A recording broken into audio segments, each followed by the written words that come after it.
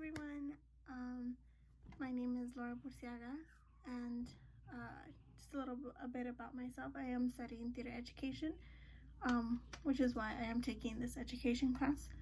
And that also goes into why I picked the article that I picked for my lesson plan and what the reason behind my foldable as well.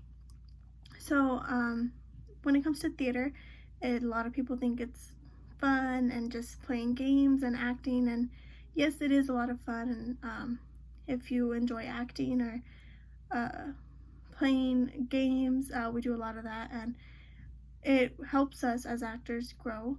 But it's not just about that. There's a lot that goes into theater that a lot of people don't see, the behind the scenes, the work that goes into it, the learning the lines, the creating the costumes, creating the sets, painting, electrical, lighting. Like, it's a lot of work that a lot of people don't really understand unless you're in the theater world. And so one important aspect of theater is theater history, which is why in my lesson plan I decided to start each lesson with a piece of theater history for the first few weeks of the semester. And that's because people need to understand theater history and where it came from to be able to understand theater and to be able to perform well.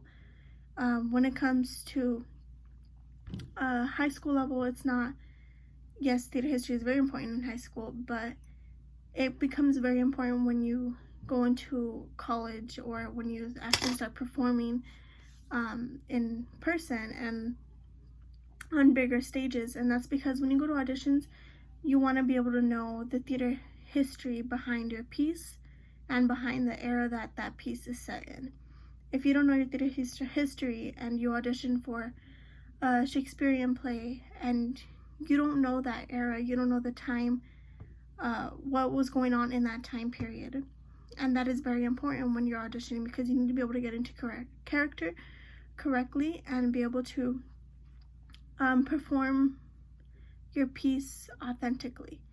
And so the article that I picked for my lesson plan is called The Importance of Studying Theater History, and it's an article by Moran Langsner. He has a very hard last name to pronounce, and I picked a shutter foldable. And the reason I picked this one is just because it's very sleek and simple, and it's small. I've noticed that when I've used other foldables in the past, like the layered foldable, it can get very bulky, and if it's good for a lot of information, but if it's for one piece of article that is short, and or even a storyline that's short, this works better because there's not as much information that you have to pack in to it. As you can see, I like to do my foldables in a lot of color. Excuse the whiteout. But I like this because I can put my main points here, which is what I have, and branch out into the other sections explaining my main points. And down here, kind of like a science fair board, I have my conclusion, and it just makes a great way to organize your notes. Of course, the layered foldable does just as great of a job. I just like this because it'll fit in your folder, in your binder, without it being bulky.